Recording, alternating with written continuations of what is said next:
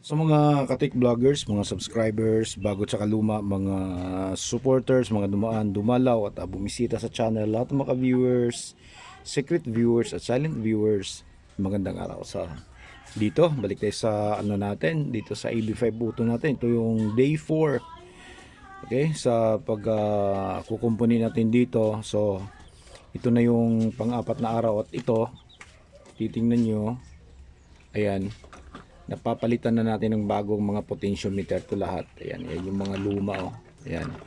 So bagong bago na yung pinalit natin. Ayan. Okay. So bagong bago. Tapos ayan, nababaklas na rin natin yung mga switches diyan. Ayan. Okay. Ayan, nababaklas na natin.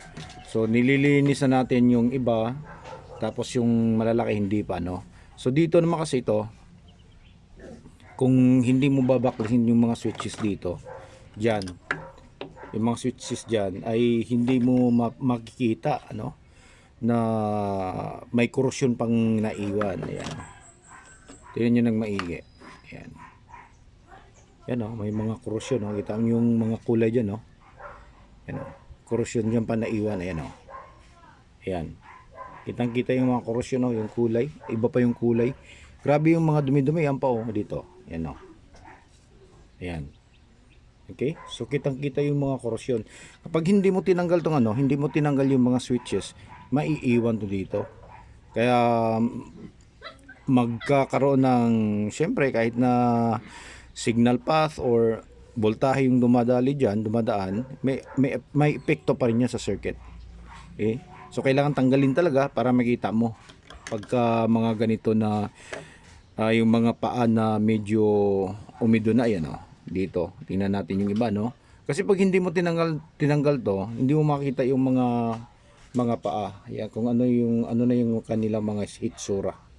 Ayan, tapos dito, ayan, oh, ayan, pagka mga ganyang hitsura na, so delikado na yan.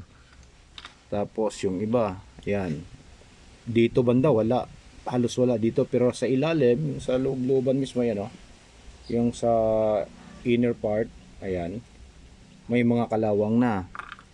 Tapos dito, ayan, oh, ayan yung iba, oh, ayan, oh, ayan, kakalat yan pag hindi mo tinanggal, kakalat yan, ayan, mga kalawang. Okay, tapos dito, ito sa mga ganito, ito mukhang astig pa tingnan dahil makinis pa, oh, pero yung ilalim pala nito, ayan, makikita mo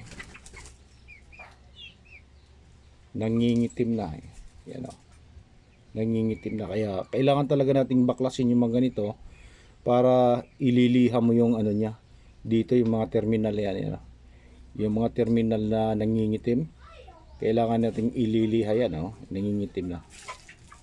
Okay, yun yung mga ganitong klase. Dito basta-basta nakukuha ng mga spray lang, kailangan talaga manualin. Ayan, kasi kapit na yung kalawang, yung dumi. Tapos dito naman sa kabila natin, eh, ano, ganun na rin. Yun yung mga pao. Ayan, mga terminal, oh, itim-itim na.